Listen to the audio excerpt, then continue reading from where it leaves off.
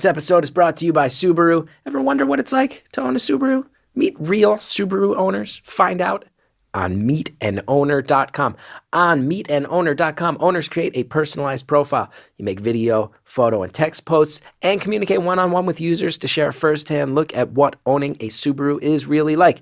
So check out meetandowner.com. Talk to real owners. See how a Subaru can fit your life on meetandowner.com. And stay tuned. At the end of today's show, bonus, mini, beautiful story from a Subaru owner. It's very cool that Subaru has allowed us to do some advertising branded content in our way that embraces what this show is. Thank you so much, Subaru, for sponsoring today's episode. Enjoy.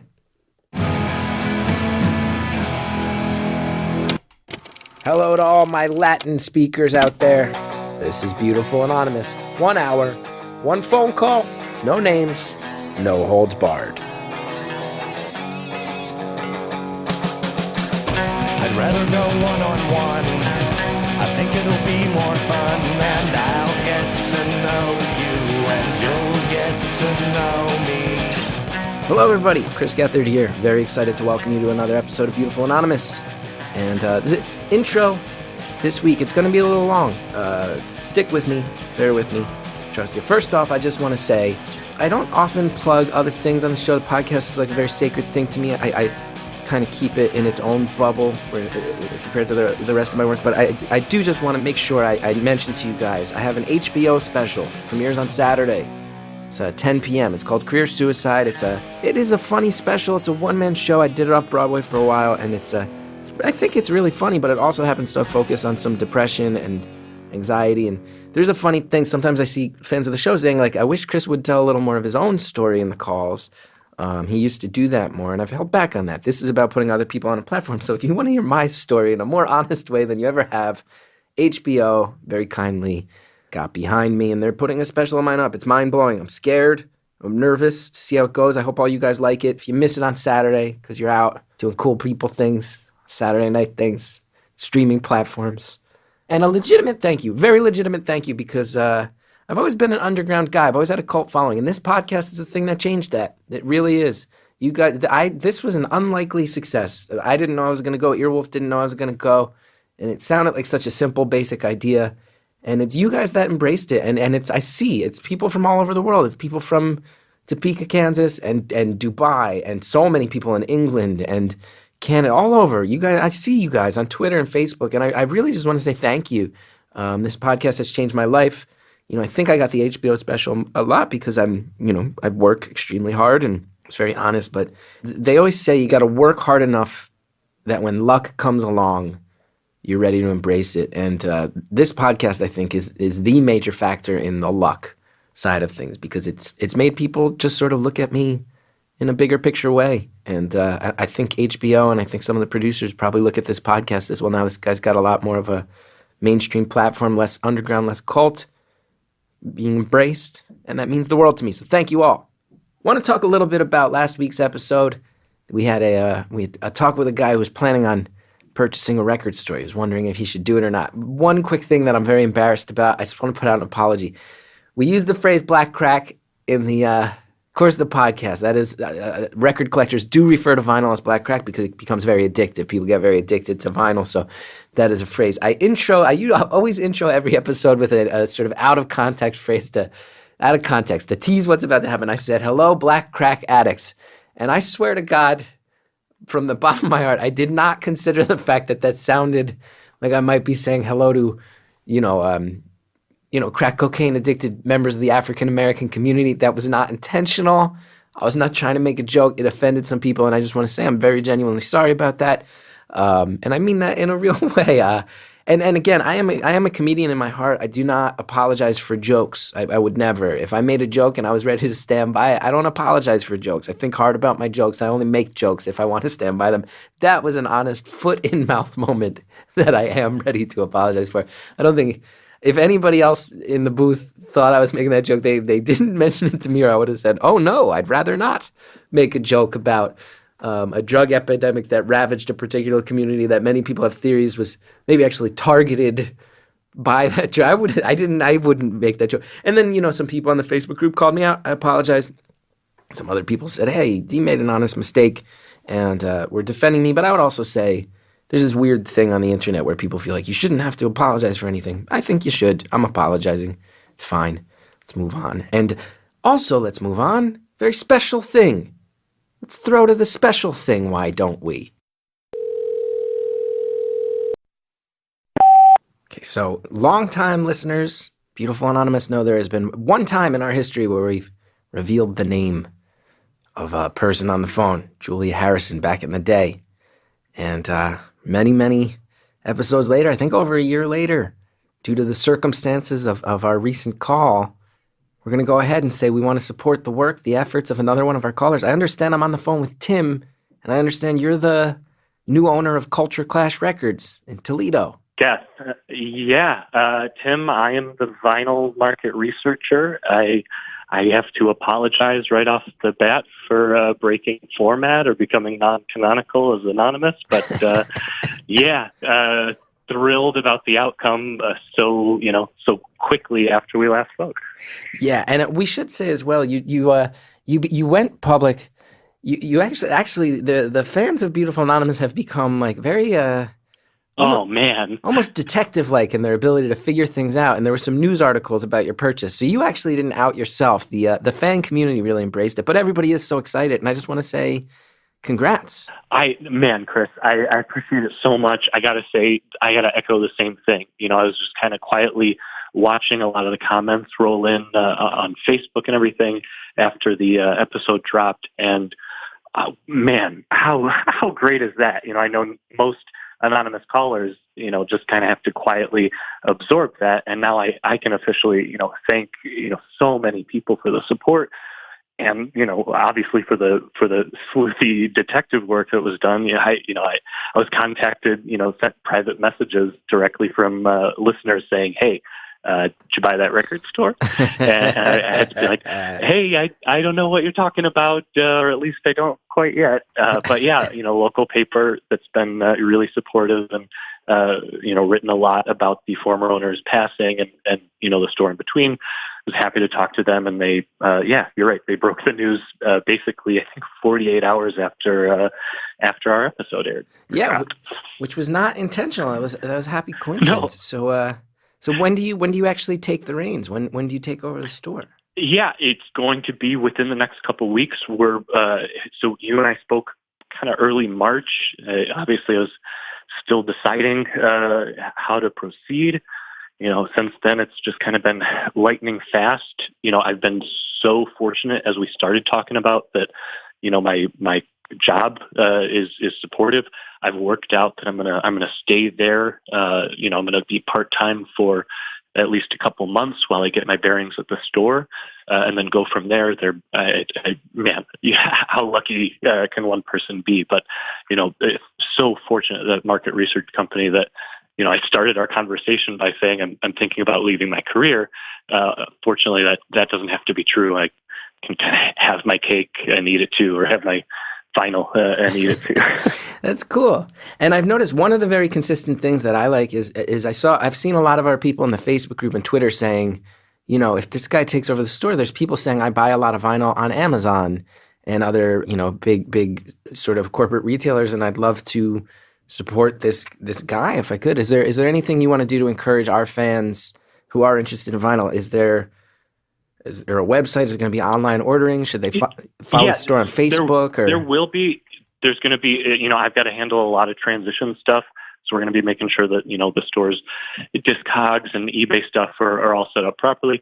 But for right now, what I would say is follow the store on Facebook. It's facebook.com/cultureclashrecords or @cultureclashrecords. The Facebook will be constant, and I'll consistently post updates there, both for the Toledo area and, of course, for, Beautiful Anonymous fans listening or fans from afar. That's cool. I hope to see a lot of Beautiful Anonymous fans following Culture Clash Records on Facebook, and maybe leave a message on the wall, something along the lines of like, hey, Tim, found you through the podcast. Hope this doesn't ruin your life. I hope to see a lot of comments like that. And on that note, Tim, I would just ask, don't blame me. Don't blame me if this is a train wreck, my friend. The only thing I'll blame you for is if you back out on the promise. We got to do a taping at the store. I'll be there. I'm not All kidding. right. I'm not kidding. I've been very actively talking with my my reps, as it were, who organize my road schedule about getting out on the road actually in the next couple of months. And I told them, let's map Toledo into the route. Nice. Yeah. Now, tell me, these aren't the same road reps that got you in whatever cab you were in before the HBO premiere. Thank you for tying it back into my Inside work. baseball. Yes.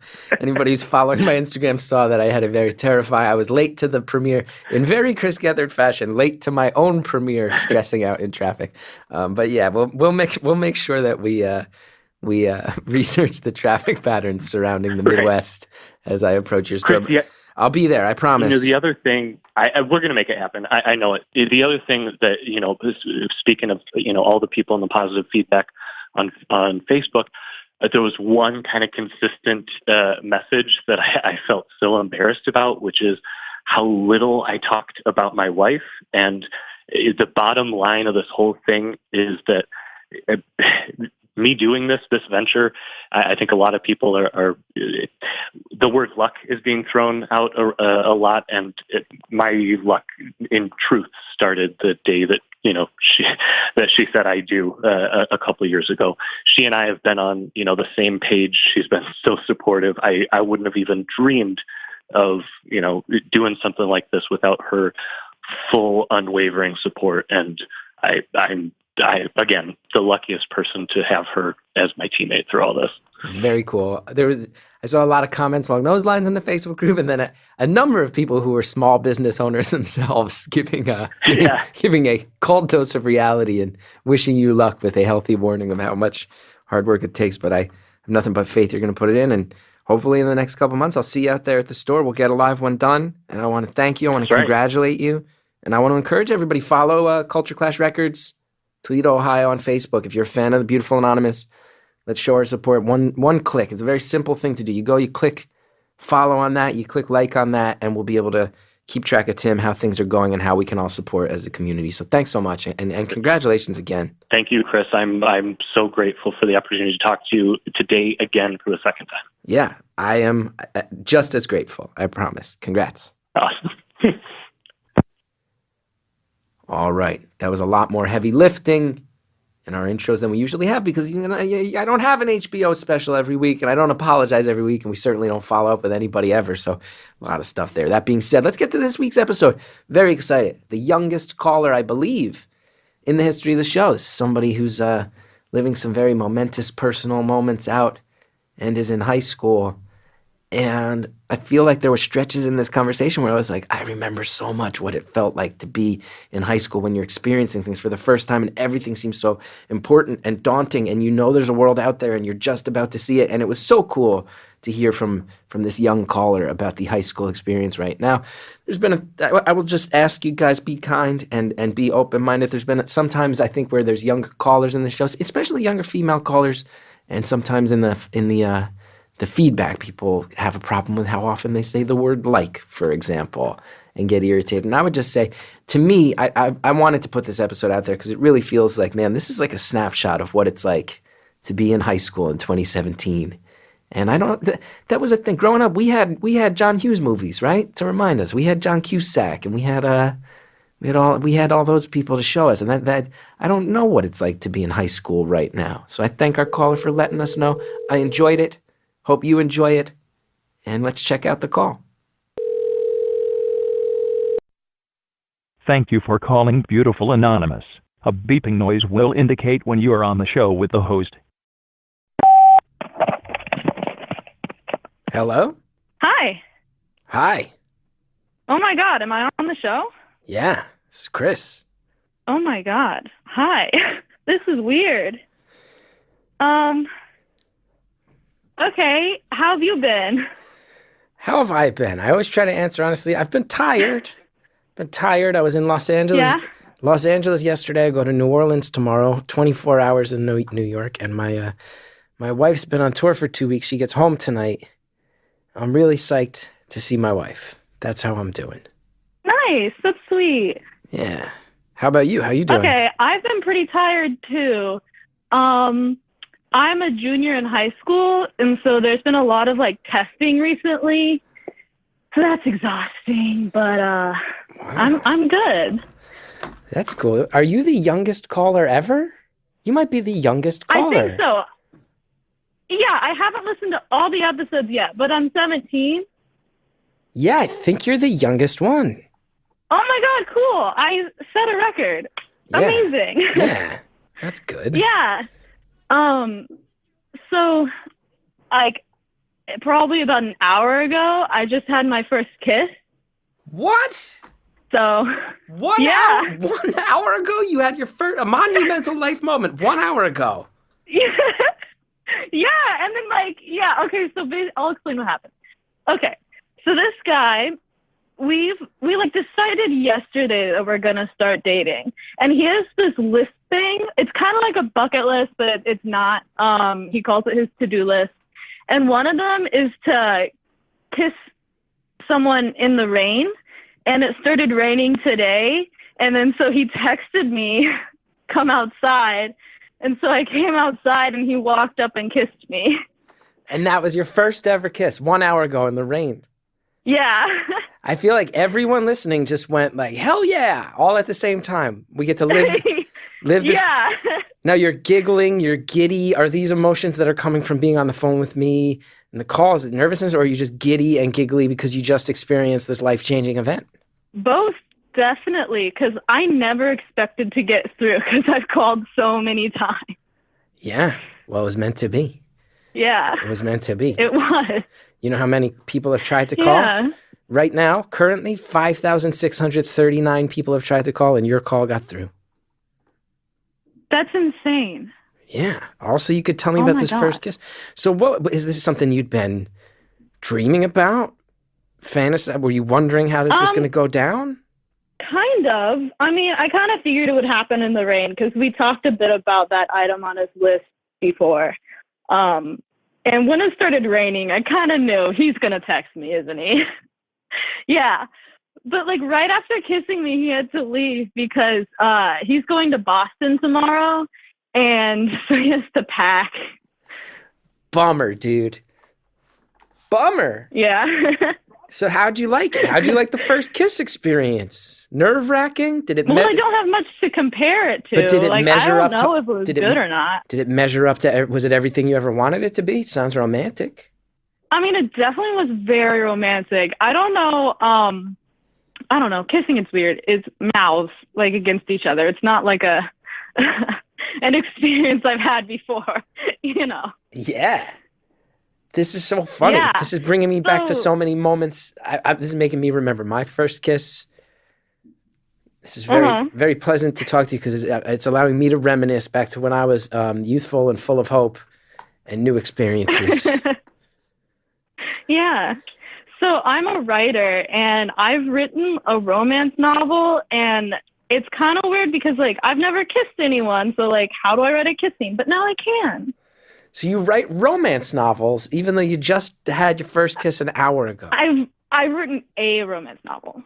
A romance novel. How long is it? It's about 32,000 words. 32,000 words. So nice, tight. Yeah. Keep it, yeah, like more like a novella, maybe. To be fair. Yeah, I guess. Yeah. Yeah. That's cool. Yeah. So now you can apply your firsthand kissing knowledge into your next romance novel. Yeah. Something related to my writing that's happening in my life. I think this is okay to say as long as I don't give out like where I live. I'm actually giving a TEDx talk on Saturday about my book. And you're 17? Yeah. You're 17 so and you write books and do TED Talks. Yeah. Well, TED has like different events. So there's TED Talks, which is like famous scientists, really. And then there's TEDx, which is like anyone can do it. And then there's TEDx Youth, which is what I'm doing. You're doing TEDx Youth. You're talking about, and you're talking about your romance novel. Yeah. And like, I mean, it's like 5 minutes. I could read it to you. The whole TEDx talk? Yeah, it's less than 5 minutes. I can't have you read a TEDx. People will kill me if they... Actually, yeah, I can't read that. Actually, it'll be posted on YouTube, so I probably can't read it. Yeah, just copyright that. Hey, I have a question for you. Okay. So this guy who kissed you in the rain, Does he listen to Beautiful? Does he listen to Beautiful Anonymous? No, he doesn't. He doesn't know about. Okay, so your secrets are safe here. That's cool. Yeah. So I don't know. Although. Okay, yeah, you talk. Yeah, at the last TEDx preparation meeting, I told a girl to listen to this one episode of Beautiful Anonymous. So if she starts listening to the whole podcast, then I might have outed myself. Ooh, you might have blown up your own spot. You might have blown, and then yeah. and then all the kids who do the TEDx thing are gonna know your secret. But I would have to imagine the kids involved in the TEDx community, generally pretty nice kids, I would imagine. Mm-hmm. Nice nerdy kids. Oh yeah, definitely. Yeah. So this guy you're smooching on. I want to know more about this guy. I want to make sure he's good enough for you. Older, younger? Okay. What's this guy's deal? Older, younger? We're the same age. We're actually 2 months apart, but I'm a junior and he's a senior. Just because I'm older than a lot of my classmates. Yeah. We met. He goes to a different high school than me, but all the high schools join together every 2 years, and all the Latin kids go on a trip. And so 2 weeks ago, Latin meaning we kids were who on study, the Latin trip together. Study Latin? Kids who study Yeah, Latin. the Latin language. They don't round up everyone of Hispanic descent and just send them somewhere. No. That's good. That's good. Weird. I mean, some people in this country are trying. We went to Greece and Italy, 40 kids from the district. Yeah. And I met him there. Yeah. You had a little crush on the guy right from the start, a little crushy crush on this guy. A little bit. What's this guy's deal? A little bit, yeah. And then how does it come up that maybe you'll date? You texting, you checking out his Snapchat. I hear Snapchat's real big with the teens these days. You follow him on Snapchat, he follows you. We have Snapchatted, yes. But actually, the reason we met up back in America for the first time is another item on his list. He wanted to paint a Bob Ross painting, and I have paint supplies. So I was like, you should come to my house once we get back. And so he did. And then later that night, we did another item on his list. We blew up metal in a microwave. That one's way off base from the others. Yeah, the list is kind of all over the place. Yeah, that's a very teenage boy list, right? I want to kiss in the rain. I want to paint a painting. I want to blow some shit up in a microwave. Yeah. It goes in a bunch of different directions. But so you've participated in a number of items on this list. Yep, a few. So wait, if you don't go to the same school, how did he text you and tell you to come meet in the rain? What do you mean? Didn't you say it was raining? If we don't go to the same school? Yeah. How close? Oh, yeah. I mean, we live in the same city. We're in the same school district. Okay, I got it. So you can still meet in the center of town. Some sort of midway point. His house is actually kind of close to my house. It's just that we are zoned for different schools. Okay. I'm going to say something. Yeah. I'm saying this with great love. Was I? No. I'm going to say this with great love and affection. I'm not saying this in a judgment, any sort of judgmental way. This conversation is teenage as hell, and I'm loving it. I know. Yeah. I mean, I thought about what I would say on if I ever got through to you, and it's all just super teenage stuff, honestly. Tell me what it's like to be a teen in 2017. You know what year I was born? No. 1980. You're laughing at me. I was born in 1999. Yeah. You were. I lived for 2 full decades that you'll never know. Yeah. When I was a kid, no such thing as the internet. Didn't exist. That's crazy. Because the internet's kind of everything right now. Yeah, it's all the rage. I didn't even have the internet until I was 12. Yeah. Okay, so you want to know what being a teenager right now is like? Yeah, maybe you let me know what it's like to be a 17-year-old girl in 2017, and I'll let you know what it's like to be a 36-year-old man. Okay. All right. Basically everything happens on the internet, honestly. I have a Twitter, a Facebook, an Instagram, a Snapchat. I don't know, everything. And so a lot of communication doesn't happen face to face. I just texted my best friend and told her what happened with this guy. And it's all online. There is quite a bit of drama in my life. I try not to cause drama, but some of my friends thrive on it, so it happens. What drama? What kind of drama?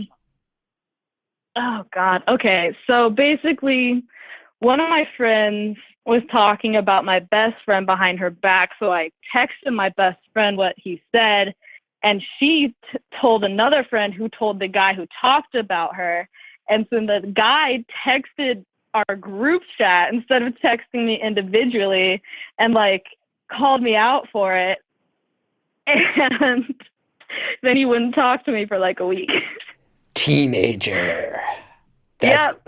As a teenager. Well, I'll tell you, from the perspective of a 36-year-old man, everything happens on the internet. Mm-hmm. Most of my interactions are internet-driven as well. We have that in common.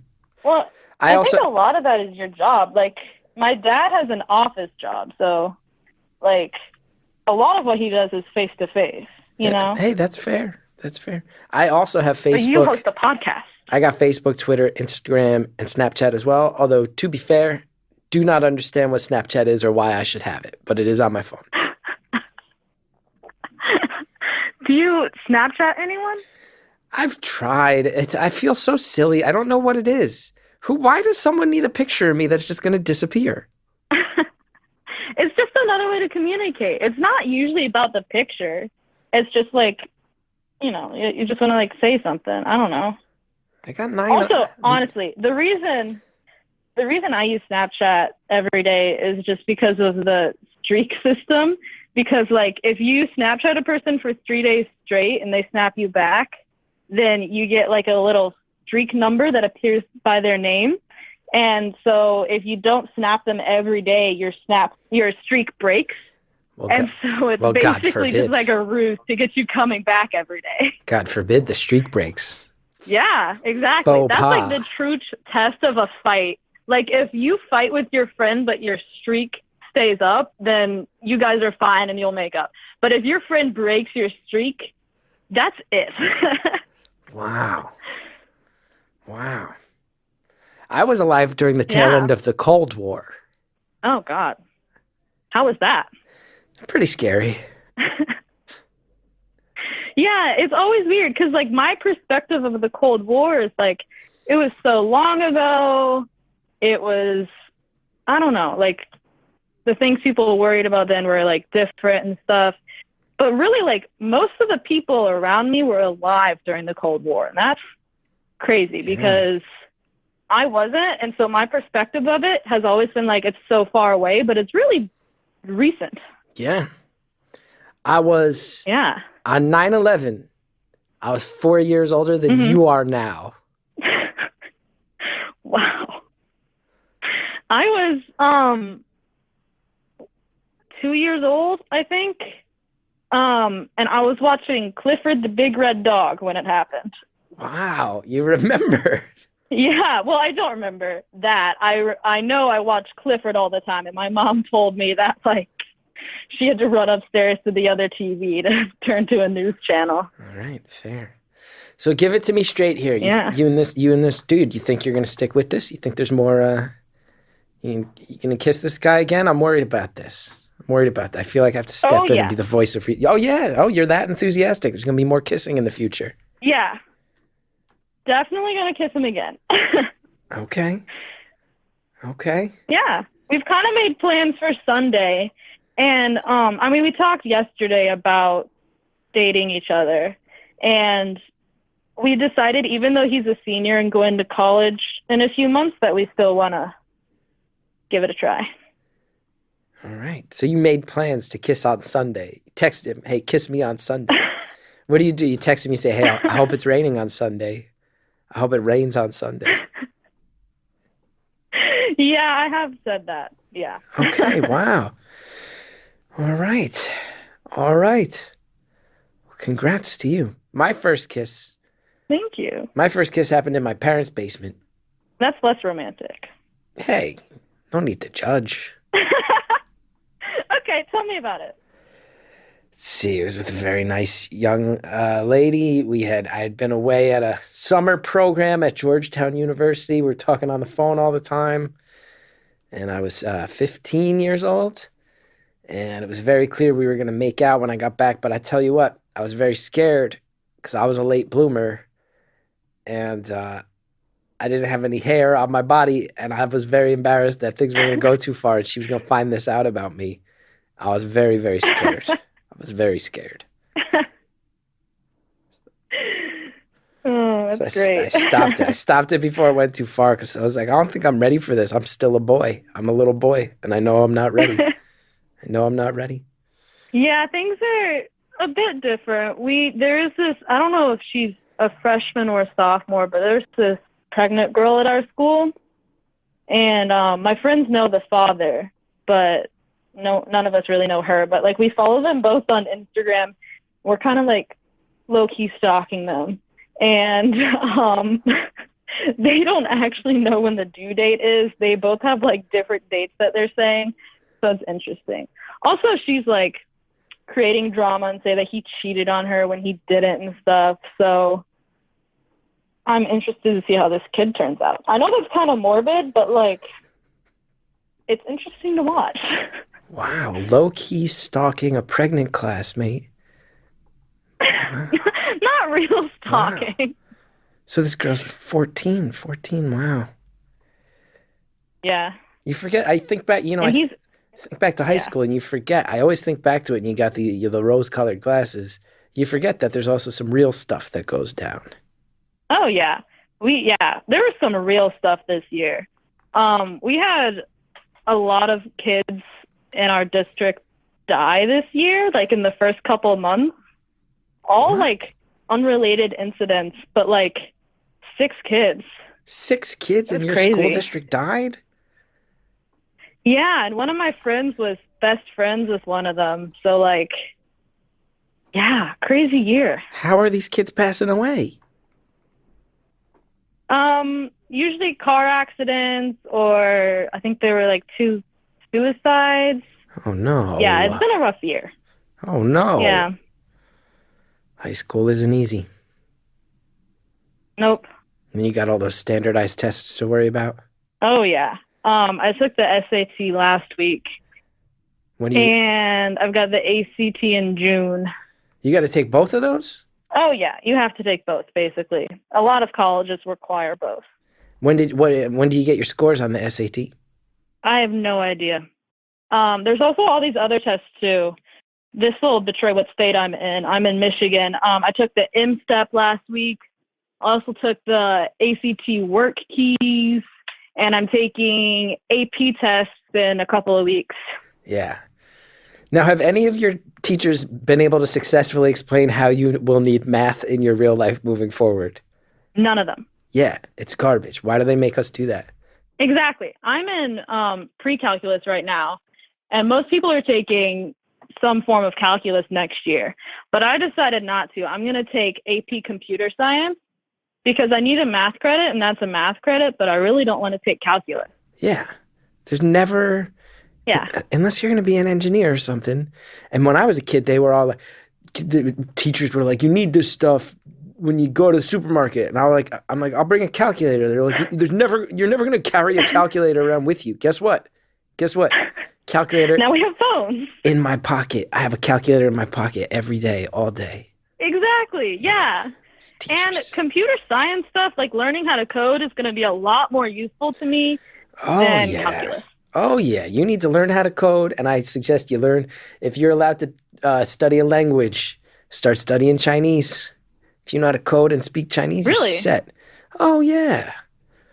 Well, my background of Latin probably won't help with Chinese, huh? Yeah, so you're a nerd, huh? Can we get into this? All right, let's pause. Some people might be mad that I just asked her if she's a nerd. I'm a nerd, too. If you ever seen a picture of me, I'm the biggest nerd there is. I say it with love. Okay, everybody calm down. Let's everybody calm down. The best way to calm down, I think, is to hear about these fine products and services that our sponsors have to offer. Check these things out. Use the promo code, support the show, enjoy them, and we'll be right back with more phone call. We all need to take a little bit better care of ourselves, and taking care of our mental health is no exception. That's why today's sponsor, Talkspace, the online therapy company, makes it easy to connect with an experienced licensed therapist handpicked just for you for as little as $32 a week. Using Talkspace, you can send your therapist text, audio, video messages whenever you want, or even do a live video chat. If you want to vent about work, family, talk through something that's been on your mind, it's no problem. Your therapist is ready to help. Everybody, I think, out there knows that I am a huge public advocate of trying to take care of your own mental health. At this point, that is more than on the record, and anything you feel comfortable with that makes it happen for you is something I give a big thumbs up, and I'm psyched Talkspace is finding new ways to make it available. If you want to sign up, learn more, go to Talkspace.com/beautiful, and as a special offer for our listeners, use the coupon code BEAUTIFUL. You get $30 off your first month. Show your support for this podcast. That's code BEAUTIFUL at Talkspace.com/beautiful. Talkspace, therapy for how we live today. You out there right now? You looking to spice things up in the bedroom? Have you been fantasizing about surprising your lover with an adventurous new toy or adult movie? Well, here's an offer you won't be able to resist. You go to adamandeve.com. For a limited time only, you get 50% off just about any item. And that is not all, okay? Adam and Eve, bring the heat.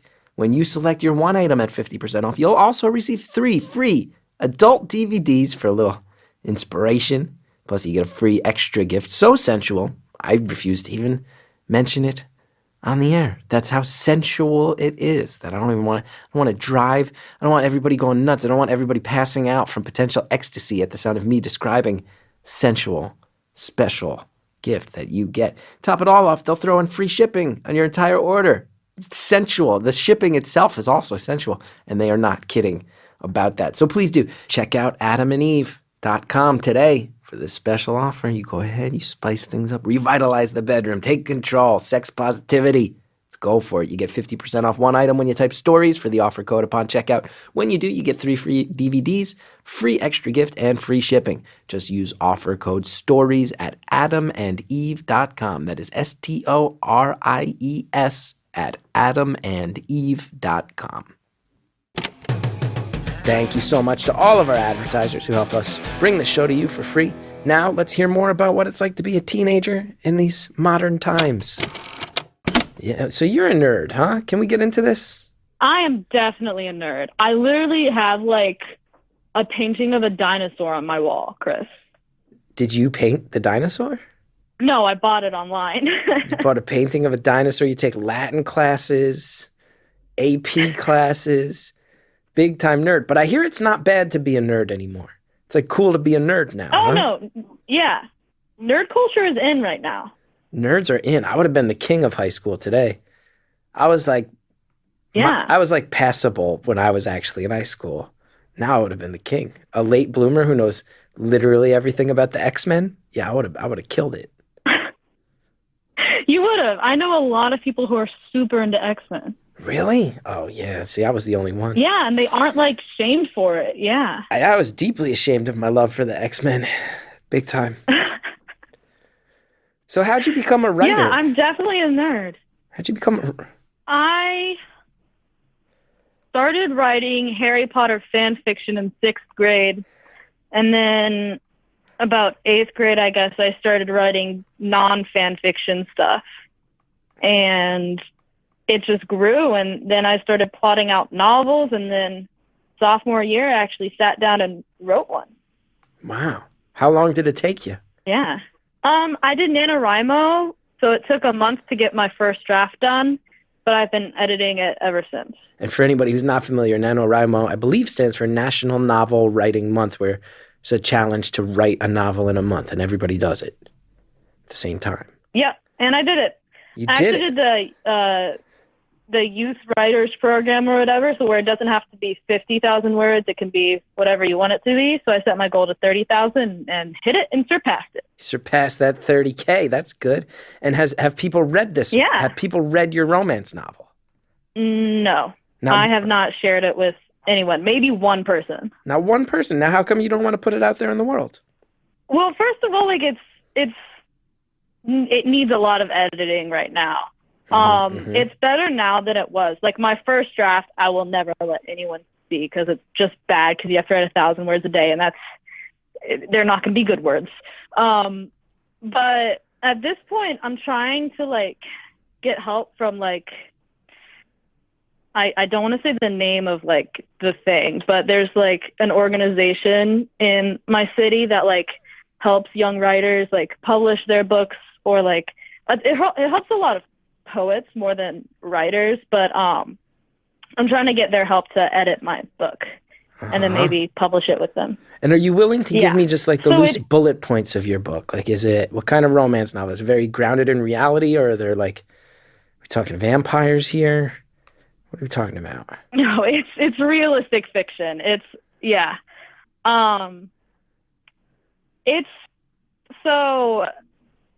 it takes place in a church camp, and I have a feeling we're going to go deep into religion in this phone call, but it takes place in a church camp, and it's an atheist kid who's like being forced to practice Christianity, and he meets this other guy in the camp and discovers he's gay and falls in love with him, and kind of follows him navigating the struggles of being both atheist and gay, and in this community. Wow. That's pretty elevated stuff. Yeah, I try. So you were a 17-year-old girl who had never kissed a person, and you wrote a gay romance novel. Yeah, I did. That's awesome. That's really awesome. Thank you. And how much of this material was drawn from real life? How much did you imagine? Do you have friends who have lived through this situation that inspired it, or was it just a creation of your mind? Well, so the religion part is all like my life experience, because I have a Christian family, but I'm atheist. And the like romance parts is kind of a little bit of me, but a lot of imagination, because I'm bisexual. So like, you know, I can draw from that and write about that. But the actual romantic parts, mostly my imagination. So that's a lot. You just dropped a lot. We're half an hour into this phone call. You just dropped a lot of details that are pretty intriguing. I did. So here's a question I have is, at what point in your life do you realize you're bisexual? And as someone of limited experience that only started within the past 90 minutes as far as actual romantic activity goes, how did you come to realize that about yourself? So I think I always kind of knew. That's kind of cliche, but I don't know. I've always been attracted to girls and guys. And I said it for the first time, I think, late freshman year. I'm out to my friends, but not out to my family. So, like, yeah. Yeah. So what's going on with your family? I don't know what else to say about that. We've been dancing around this for a second much. with the Christianity, and you're an atheist. You're not connecting. You're not connecting with the family so much.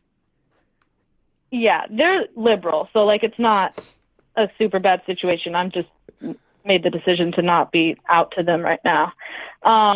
They are Christian, and they do force me to practice Christianity despite them knowing that I do not believe in any of it. Mm-hmm. So you have to go to church. Yeah. They make you go to church every Sunday. Not every Sunday, but most Sundays, yeah. And you're in your head the whole time like, man, not my thing. I'll grin and bear it. Most of the time I'm just like doing math homework. Really? Yeah. Uh-huh. Yeah, I think I go through like cycles in my views about religion, to be honest. Like, sometimes I just get really angry about any organized religion, and I just like cannot stand it. And sometimes, like right now, I'm just like, yeah, people do what they want. I'm trying to do what I want.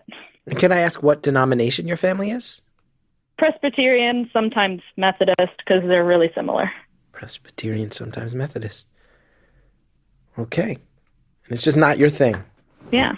It's not your thing. Not my thing. That's okay. And why don't you want to talk to your family about your sexuality? It's just not worth the trouble right now? I don't know. I feel like they would definitely feel hesitant to accepting it because I haven't dated anyone before 90 minutes ago. Yeah, they, I don't know. I do think they would accept it and everything. There's no real reason why I haven't told them. I just haven't. Actually, that's funny. I kind of forgot this fact until now. In my TED Talk on Saturday, I'm coming out to them. I say in the talk that I'm bi, and they're going to hear that. Yeah, that's a big thing to talk about publicly. Yeah, I've been kind of ignoring that fact so I can focus on not getting nervous on stage. I think people are going to be very supportive. I think I think so. I bet people aren't even going to blink twice. It's the modern world. How was it telling your friends? Like, do you fate I don't know. I would have to imagine that I've seen the world change during my lifetime. It seems like a more accepting world out there. Did you find that as you told your friends they were okay? Yeah. Okay and cool about it? Yeah, definitely. Yeah. Yeah, most of their reactions were just like shrugging and okay. That's about it. That's cool. That's cool to hear that's changed. That would have been a big deal when I was in high school. That would have been a big deal. Yeah. Yeah. Yeah. I don't know what else to say. Well, it took us 30 minutes and 30 seconds for us to both come to the conclusion that a 17-year-old girl and a 36-year-old man aren't prone to naturally having fluid conversations with each other. Surprise, surprise. Surprise, surprise. Yeah. All right. It's funny. Okay, I'll talk a bit more about myself. I don't really consider myself an artsy person, but I do draw a lot, and obviously I paint somewhat. And like on my wall, I'm looking around my room right now, and I have like all these printed out and taped up like drawing references and stuff. And I don't know. I feel like I don't regularly do art, but I come across as a very artsy person, I think. You also wrote a novel. What do you want to do when you go to college? Yeah, there's that. You must be thinking about college pretty hard, taking the SATs, ACTs. Oh, yeah. What are you thinking? What's the game plan here? The goal would be to major in creative writing and become a professional author, but no one can really be a professional author these days unless you're J.K. Rowling. So I need a day job, and I'm passionate about many things, but I have no idea what I want to be my day job. I'll tell you something, because I'm working on my third book right now. So I technically have been and am a professional author. There's a lot of people, in this world who want to sit down and write something, and they don't write 30,000 words. They never do it. You already did it. You should give yourself a lot of credit on that. Yeah. There's a lot of people who probably wanted to write a book their whole lives, and you did it when you were 17. That's awesome. I think that will help me most on my college application. Because that'll stand out. You're already plotting out your essay, how I wrote a novel when I was 17. So it's all strategic. You can be a professional writer if you feel like it. I think you should be. I think that would be the best job for me because I think I would work very well in like a self-employed environment. But I just don't know how to get there really, especially because I'm struggling with editing and publishing this first one. Yeah, but I'll tell you something. I'm getting a little worked up hearing you say that because I spent my whole youth going, I want to be a comedian, but I don't know how. I don't see how that's a doable thing. And for years, I put it off. Maybe I'll try something else, find something else, blah, blah, blah, blah, blah. And then I realized maybe I should just go all in on this thing and actually try. And it worked out. So when you say, like, you don't know how to be a writer, the answer, I think, is just keep writing and stick to it. And if you're someone who can write 30,000 words. I listened to the 2 episodes where you explained that what you did, you just didn't, what your therapist recommended and just like go all in with comedy. Yeah. I listened to those 2 episodes where you explained that situation. Yeah. I listened to those recently. I know what you're talking about. Yeah. Well, look at that. Here I am trying to inspire you and you're rolling your eyes going, hey, heard it all before, buddy. I've heard it twice before, buddy. Have I really talked about it twice already on the podcast? Yeah, I think they were like consecutive episodes too. Damn. It was the live episode and another episode. Damn, we got to space those out better, Jared. We got to space these things out better. Well, thank you for calling me out on it. Embarrassed. Yeah, of course. Embarrassed. It's been years since I've been embarrassed by a 17-year-old girl. Not since I graduated high school have I felt this feeling. I was thinking about comedy, not going into comedy, but like the track to becoming a comedian. And I thought it would be much easier than the track to become an author. Because I'm a big fan of Mike Birbiglia and what's his movie? Sleepwalk with Me. Yeah. Or his other movie. That one. Also his other movie, Don't Think Twice. Which I'm also in. Yeah. I think it was Sleepwalk with Me though that like Don't showed Think Twice his track is good to too. actually like becoming a real comedian. Yeah, definitely. That's true. Also, Don't Think Twice is pretty good. Yeah. Don't Think Twice features. Yeah, I agree. I love all of his stuff. Yeah. Have you seen Don't Think Twice or no? Jokes Live. Oh, you saw Thank God for Jokes. I opened for that show. Not in my area. You're in Michigan? But yeah, I'm in Michigan. I did the whole Midwest with Mike. Yeah. Who knows? Did you? Were you the guy with the iPhone charger cord around his neck? iPhone charger cord around my neck? No, that doesn't sound like me. Yeah, that was the opener for Mike when I saw him. Guess I missed that show. Have you seen his other movie, Don't Think Twice? It was a young guy. Yeah, I've seen all of his stuff. You have? Because also, Don't Think Twice. Oh, wait, no, actually, no, you're right. I haven't seen Don't Think Twice. That's the one thing I haven't seen because it was like in small theaters. I'm sorry. I said I saw everything, but I haven't. No, that's okay. I know you're in it. You check that one out too. It's Yeah. good. It's good. Yeah, I'm in that one. I will. Yeah. I didn't realize you were in The Office until you mentioned it on an episode that I was listening to. And then I just frantically Googled it. And you were the guy who tried to kneecap Oscar. Hell yeah, I was. My cousin who's in high school was very impressed by that as well. My cousin Paige, she's a freshman in college. She was in high school. I always used to ask her, what can I do to make teenagers think I'm cool as a comedian? And she never had an answer. She always rolled her eyes. And then when I was on The Office, she was like, teenagers think you're cool now.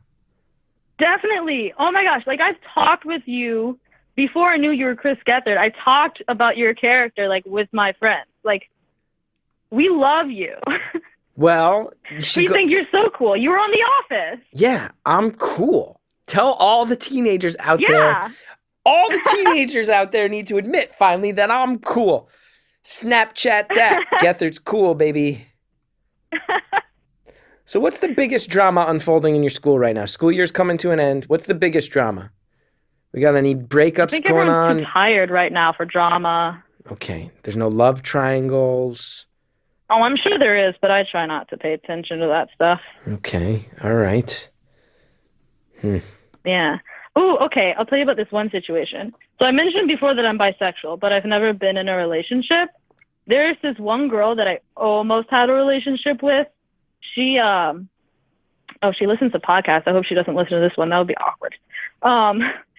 So we went on a date sort of thing, where we went to like the theater because they did like a special showing of the last episode of BBC's Sherlock. And we went to Wendy's before and I was sick and it was amazing. Yeah, but so she would not like open up to me or reach like she would never text me first, that kind of stuff. And she was kind of pulling away. And so like months after we stopped talking, she like texted me one day and said, "Can I call you?" And I said, yeah. So then she told me that she can't date me right now. She can't explain why, but she can't. I heard a beep. Am I still on? You are still on. Okay. I don't know why I heard a beep. Okay. And so that went well. And then I asked my friend who kind of like knows her and has been keeping secrets lately. And my friend told me that the girl was hooking up with this guy who the girl hates, kind of. It's like a frenemy situation where they fight a lot, but they like have fun kind of thing. They've been like friends with benefits for a while, and they decided recently to like make it an actual relationship. So So that's why she couldn't date me. And also the guy in that relationship, he almost dated my friend that told me all this. So there's some drama for you. What did you order at the Wendy's? You know, I don't want to let any balls drop, people. Got to ask the real important questions. What you get at Wendy's? And bring up Wendy's. What you get? What's your order? I enjoy Wendy's. I enjoy actually a number of products, services, brands, goods, and luckily some of my favorite brands, services, goods, they advertise here on the podcast. So check these things out. Use the promo codes, support the show. Helps so much. We'll be right back with more phone call. You might have heard of Reid Hoffman. He's a legendary Silicon Valley investor and entrepreneur who founded LinkedIn, one of the co-founders of LinkedIn. Everybody in tech goes to him for advice on how to make something huge. He has a new podcast called Masters of Scale. In each show, Reid talks to famous founders about what really happens as companies grow from zero to, like a gazillion. Guests include famous founders like Mark Zuckerberg of Facebook, Brian Chesky of Airbnb, Reed Hastings of Netflix, and Sarah Blakely of Spanx. That's a murderer's row right there.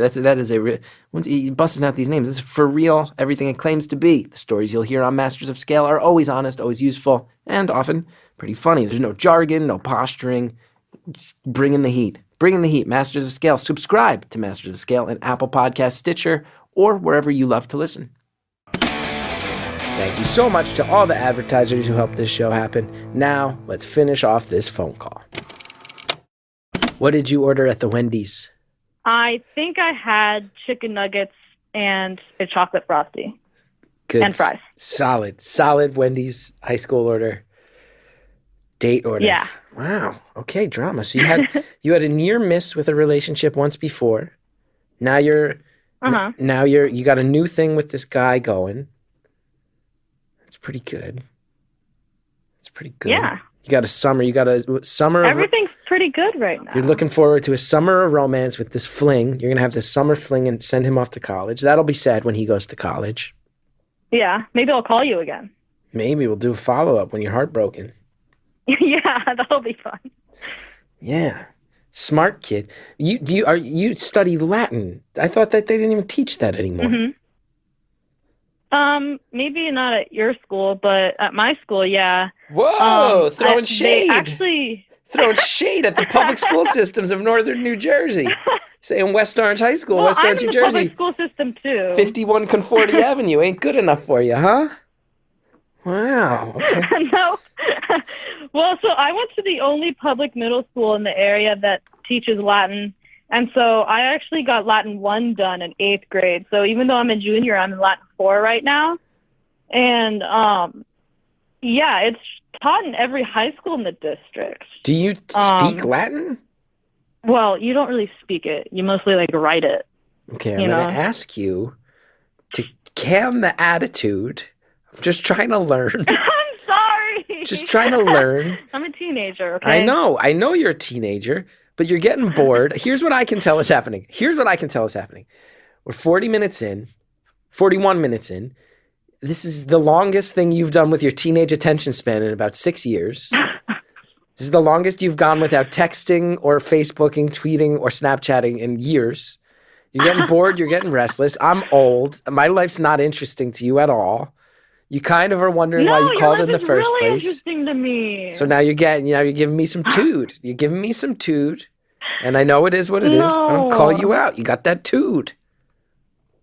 I'm not meaning to have a tood. I'm sorry, Chris. Hey, that's okay. I'm not mad at you. Taking digs at my education, telling me you don't really speak Latin. You read it. Yeah, I know that. I know you can read Latin. There's a teenager throwing shade in my direction. Now, you're 17 years old. The youngest caller in the history of Beautiful Anonymous. I think many of the listeners are probably a little older than you are. If you had to speak and be the sole representative of your generation, all the weight of your generation is on your shoulders right now. Oh, God. What should people know about the lives of a teenager right now? What are the mentalities? What are the trials and tribulations? What are the things we misunderstand about you as old people? That's a complicated question. Okay. I guess that we're people. I've been looked down upon a lot, and I really don't appreciate that. I mean, we're people, and especially like, I guess 16 and up, like we have complicated political opinions, and like we really, really care about the future of the world, and like we have a deep understanding of things. And a lot of times adults try to overlook that and just like demean us, I guess, because they feel like they can because they're older. And it's ridiculous because we're people, and quite honestly, we're currently being educated. So like our knowledge is kind of fresher. Like I just took AP Gov last semester, so I know a lot more about the U.S. government than like my parents do, even though they're like politically active people and stuff. And it's just, I feel like it's ridiculous when adults look down on us when they don't really know us, or they are just trying to like create a wall between us. Because like my generation is smart, and especially with politics, like we really care about stuff. Like I attended rallies during this election and everything, and I can't even vote yet. I was going to volunteer as like one of those people who collects your ballots and stuff, but I didn't have time that day. So like, I don't know. I feel like don't look down on us just because we're younger, Mm-hmm. I think that's a great lesson to be learned. Yeah. I think generally most of the good ideas start with young people. Those are all the big ones in life. The good music. Yeah. It's good. So what are the things your generation feels like they're going to have to correct? The mistakes my generation's making, the things we're not seeing, the things we're doing wrong. What are you guys going to pick? What are you going to do when you pick up the baton and it's your turn to run with it? Well, definitely global warming. That's kind of an obvious answer, though. I think once my generation kind of gets into government, we're going to see a lot of social change, like there's obviously a lot of conservative people in my generation, but I feel like there's a lot more liberal people than any other generation, I guess. I don't know statistics, but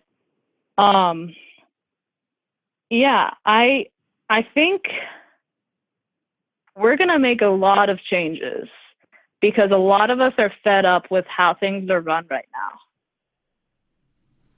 What do you mean?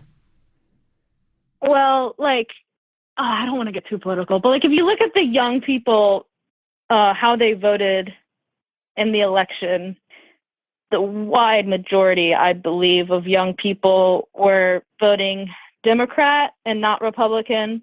And it's really disappointing us, especially us that were just a year too young to vote, that the decisions are being made for us right now because obviously there's not as many young people voting as old people.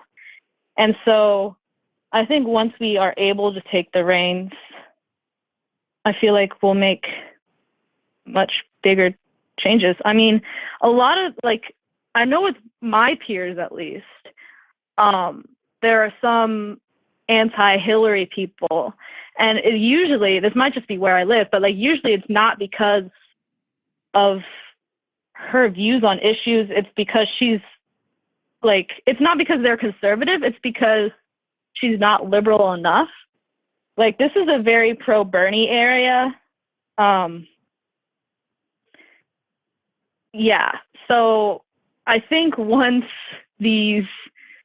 Hillary is too conservative for us people hit the government, it'll be quite a different government. Okay. And my last really important question for you. What's the most bullshit thing they serve in the lunchroom? Oh, God. I don't buy lunch. That's how bullshit it is. Wow. You just bring lunch from home every day. Yeah.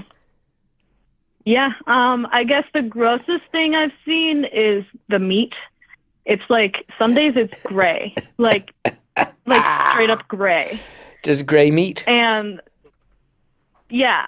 And sausages are always they don't look like sausages.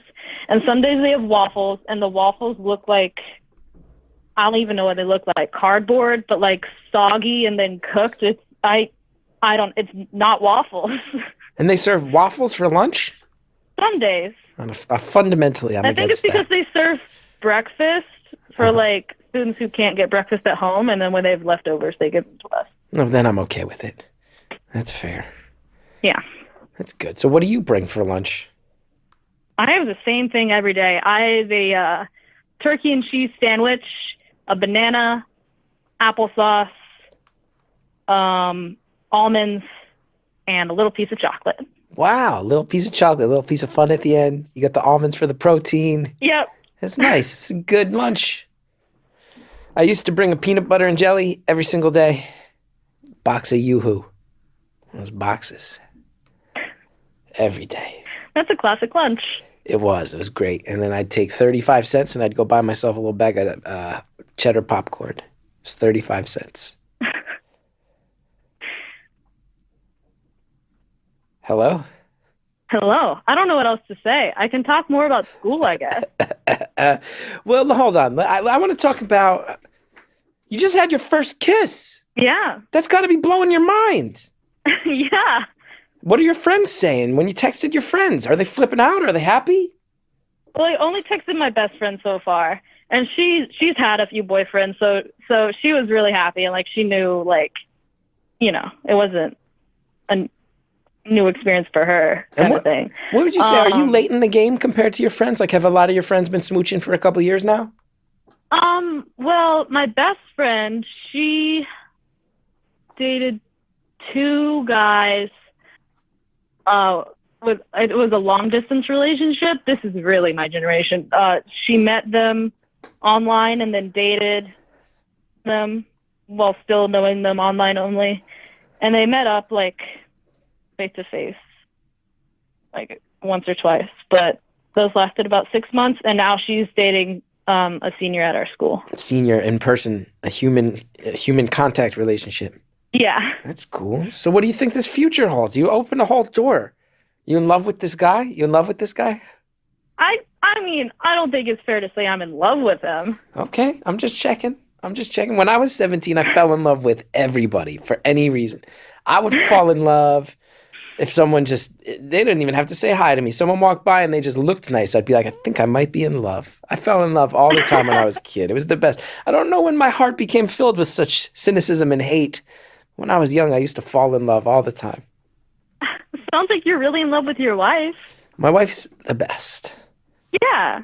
Yeah. I love the way you talk about her. Yeah, she's super cool. She's been touring around the country in her punk rock band. She gets home tonight, and I got to fly to New Orleans in the morning, do some stand-up, Tulane University. Yeah. So another friend of mine, you don't care. She's like me where she's... I do care. It's like you said that before. You didn't even... You listened back. I just said a thing. I opened up to you, and you went... So anyway, and launched back into... Well, you said it at the beginning of the call. Hey, you want to yell at me? I can yell right back, okay? No, I'm kidding. Who cares? It's fine. It's okay. So you're saying about your other friend. Yeah, so she is like me where she's never really dated anyone before. And I think she got, like, really desperate to date someone this year because she started just hooking up with this guy. I don't know him, but, like, some of my other friends do. And she, like, kept it quiet and told, like, 2 friends. And then, of course, because we're teenagers, like, they spread it around, and I found out from them. And then, like, she told other friends who already knew, and she's yet to tell me. But I think she assumes that I know at this point. So, yeah, but that was, like, they started doing their thing, like a couple months ago. So I'm not far behind her. That's good. That's good. Yeah.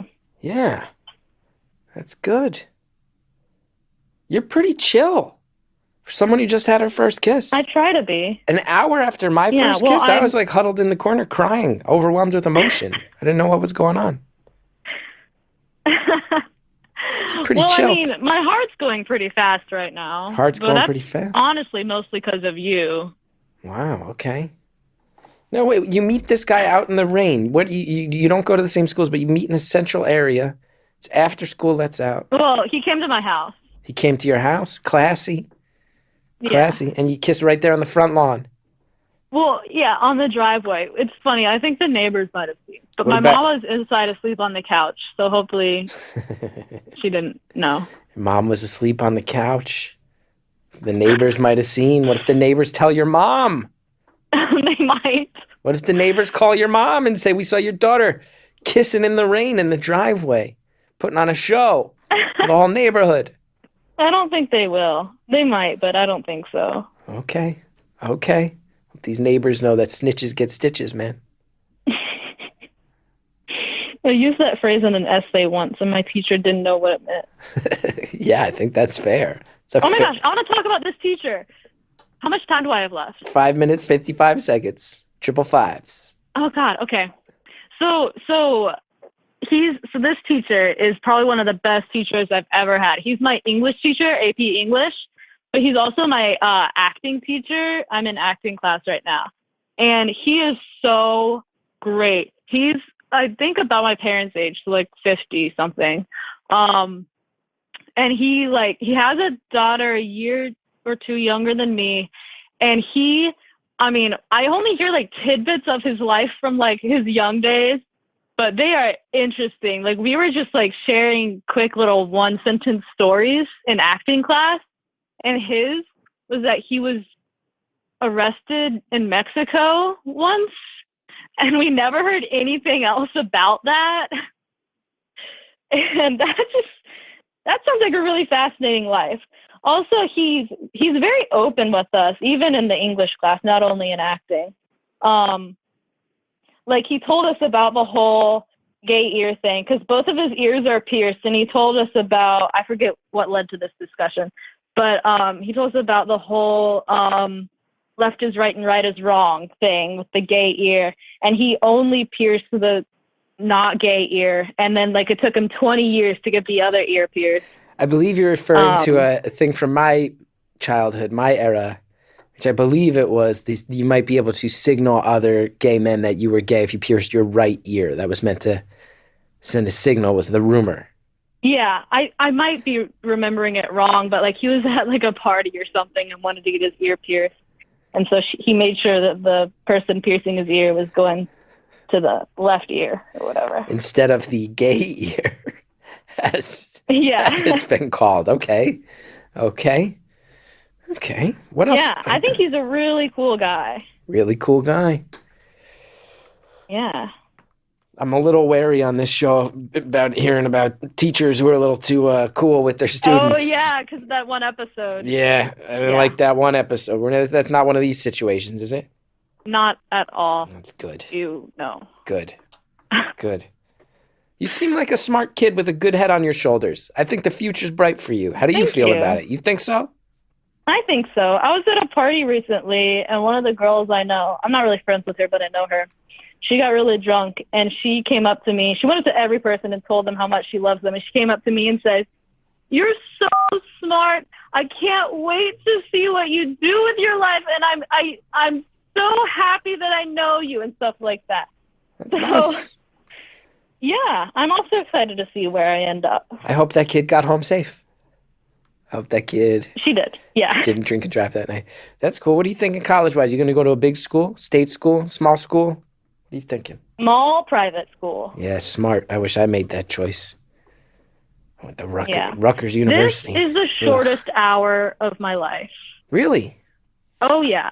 Is that a good thing? In a good way? Because the conversation's been so engaging that it flew by? I wish we could talk for like 2 hours or 5 hours or something. I feel like I could talk to you forever. Let me ask you, what do I have to do to be bigger in the teenage market? How do I sell tickets and products and services as a comedian to young people?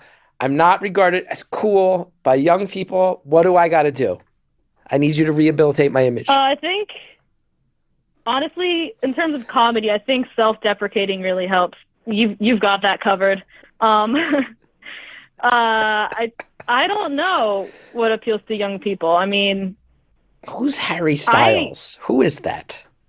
I don't know. Isn't that a guy you guys all know? No, I know who he is. He's a band member from One Direction. I'm not a fan of One Direction, though. Okay. Maybe if I knew who he was, I'd be cool. I don't think that would help. Okay, what else? What else do I got to do? Self-deprecating, I got that. How do I get this Bo Burnham? How do I get this Bo Burnham momentum? The teens love Bo Burnham, right? I love Bo Burnham. I saw Bo live, too. How do I get you saying that I love Chris Gethard, like you said about Bo Burnham? Instead, you call me up, and you're making fun of me, rolling your eyes at everything I say. You wouldn't roll your eyes at Bo Burnham. Okay, well, honestly, I think podcasts, not a lot of my peers listen to podcasts. They're not a young person thing. I think they might be, and some are, but like overall, they're not. I personally spend all my time listening to podcasts. I might not be the best person to ask this question to. I don't know. Do more shows like The Office. Okay, I'll just go do that. Go on Brooklyn Nine-Nine. Brooklyn Nine-Nine. I got friends who write on that show. Maybe I'll ask them. I'll say I need to be cool on that show. I need to be cool with What are the coolest shows with teenagers now? What's the big thing I could get on that would make teenagers like me? People love Game of Thrones. I don't watch that show. Parks and Rec ended. I was on that. Where? I was on Parks and Rec. When? I played the guy, the men's rights guy in the primary episode. Oh my God, you did! I haven't watched it recently since starting Beautiful Anonymous. I'm sorry. Listen. You were on Parks and Rec, so you got went 10 up the seconds. cool level. You got 10 seconds left. What's your lasting message to the whole world? I love podcasts and I love you, Chris, and thank you so much for starting this podcast because this is like honestly what I want to do with my life. Just talk to people. This would be so cool to have you as like. I love this show.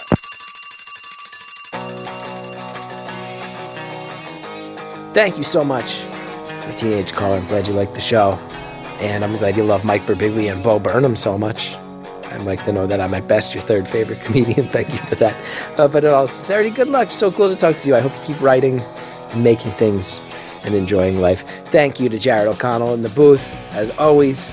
Thanks to the Reverend John DeLore and Greta Cohn, who helped build this show in the first place. Thank you to Shellshag, who gave us all our intro music. Want to know more about me? ChrisGeth.com. Find out about all my dates out on the road. Love to meet you sometime. Call in. Maybe I'll talk to you next time on this show. And if you do like the show, rate, review, subscribe on Apple Podcasts. It really helps a lot. Thank you so much to everybody who supports this show. See you next time on Beautiful Anonymous.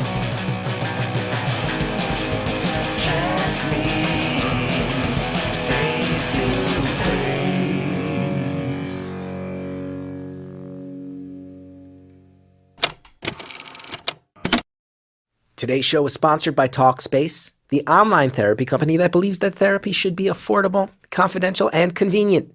A Talkspace therapist can help put you on the path to a happier life. For a special offer for our listeners, visit Talkspace.com/beautiful. Again, that is Talkspace.com/beautiful.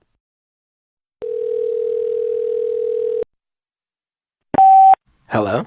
Yes, hello. Hi, how are you? Good, how you doing? I'm okay. I'm feeling pretty good about life. Kind of tired. Late nights or early mornings? Well, I tell you, I travel a lot for work. I do stand-up on the road. I'm a comedian, and I've been killing myself. You know, you get these college shows at the end of the semester. I've been killing myself with the travel lately. Jeez. Yeah, my brother does some stand-up a little bit, actually, which is funny. He used to do a lot in the D.C. area, and he's now in Arizona. Oh, that's awesome. I know a lot of people. Yeah. A lot of great people came out of D.C. That's awesome. Yeah.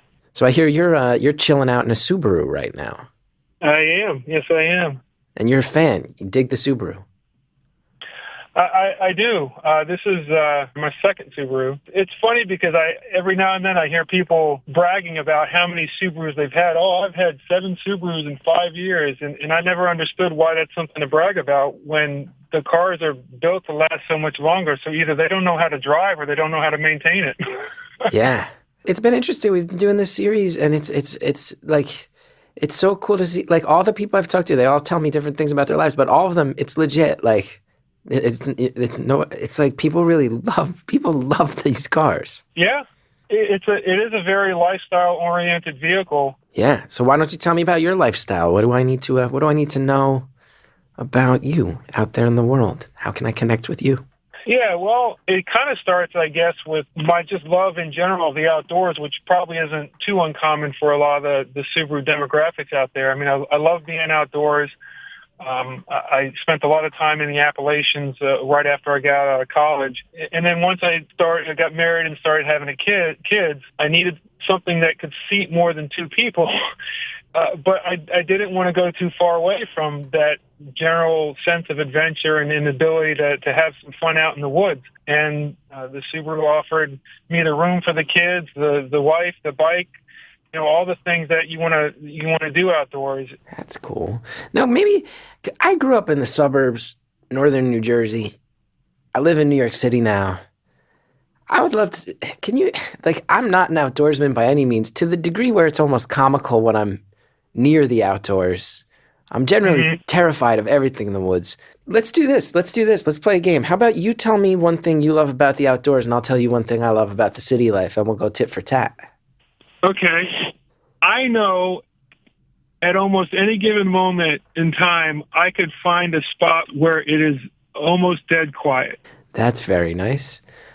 I know that when I am in New York City utilizing the public transportation system, I am not going to be bothered as long as I walk efficiently and with a sense of purpose. And I like that. There's no messing around. People are trying to get where they got to go. And that's me. I got to get where I'm trying to go too. I like when I'm in the wilderness that I don't have to worry about what you just said. Ooh, that's nice. That's nice. So when you see someone like me who's showing up, total civilian, not an outdoorsman, didn't grow up in the outdoors. So I'm not trying to scale Mount Everest. I'm just trying to go out, maybe off-road, hike, camp, these things that I've never done before. What are the 3 tips? What are the 3 tips where you're like, okay, here's 3 things you need to know before you get out there if you want to just be able to drive your Subaru out to someplace cool to have a good time? I think number 1 is don't be scared. I'm always number scared. 2 is don't be alone. And number 3 is have fun. Yeah, those all go hand in hand, right? Absolutely. See, I'd have to get over the don't be scared one in a big way. Because every time I hear an acorn fall from a tree, I think I'm about to get mauled by a bear. Look, if you survive the subways of New York City in a fast-paced, marching ant kind of way, I'm sure you can be, happy and satisfied dodging a couple trees on a nature trail in the middle of the Appalachians. You'll be all right. Yeah. Thank you so much. Yeah, I think we're going to put together something really cool with this one. All right, man. Looking forward to it. Thanks. Thank you. For everyone out there listening, go to meetanowner.com to meet other real Subaru owners and hear about why they love their cars. Next time on Beautiful Anonymous, just how much cocaine do lawyers do?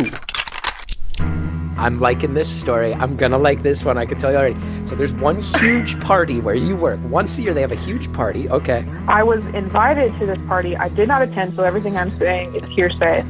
However, I was told and recommended to leave said party by 7 p.m.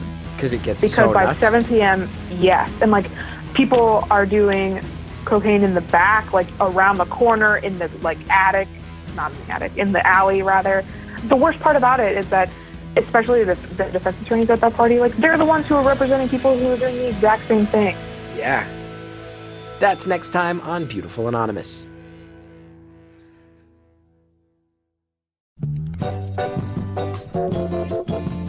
Hi, I'm best-selling author and unaccredited love and marriage expert, Maribel May. It's 1963. Do you know where your husband is? Let me put the spark back in your marriage with my audio lecture series, The Complete Woman. Take your marriage from boring to soaring in a few stupid steps, guaranteed to work, or your husband's money back. The Complete Woman is available now on Earwolf. Find it on Apple Podcasts, Stitcher, or wherever you listen to your shows. And if you just can't get enough, you can find the Complete Woman series, including Complete Joy and The Complete Man, at StitcherPremium.com/complete.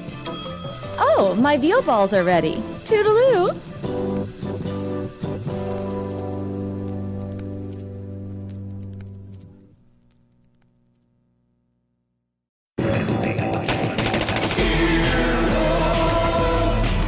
This This has been an Earwolf production, executive produced by Scott Ackerman, Chris Bannon, and Colin Anderson.